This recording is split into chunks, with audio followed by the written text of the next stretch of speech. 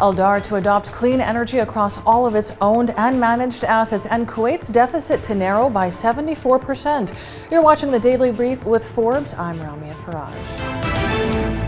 Abu Dhabi-based Aldar Properties has entered into a clean energy agreement with Emirates Water and Electricity Company, which will see up to 100% of its assets powered by clean energy. Through the agreement, all of the real estate firm's owned and managed operating assets will be powered by UNICEF's clean energy sources for up to 5 years.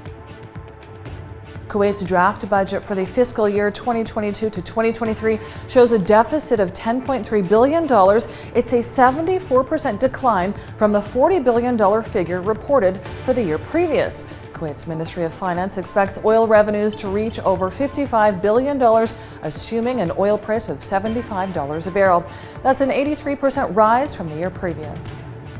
Lebanon has started much anticipated talks with the IMF on measures to help it recover from its worst ever economic crisis. Lebanese officials say they hope the negotiations will be concluded quickly, but given their complexity, other rounds may be held. Over the next 2 weeks, discussions will focus on the budget, the banking sector, and the exchange rate.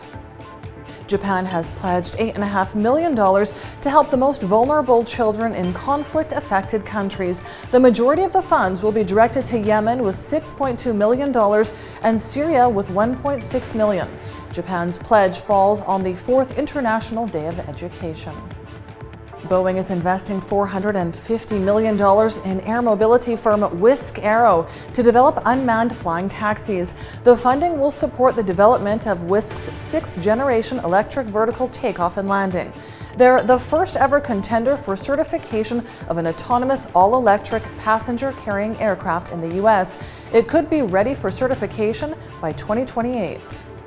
Moodys has upgraded Tesla's debt rating by 2 notches to Ba1 from Ba3, reflecting its expectations that the Elon Musk-led company will maintain its position as the leading battery electric vehicle manufacturer.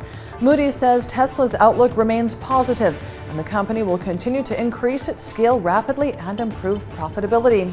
And that brings us to today's Forbes Real-Time Billionaires ranking. It tracks the daily ups and downs of the world's richest people. Our biggest loser today is Bernard Arnault, down $9.3 billion with net wealth of over $181 billion. Our second biggest loser today is Mukesh Ambani, down $5.8 billion with net wealth of $89.5 billion.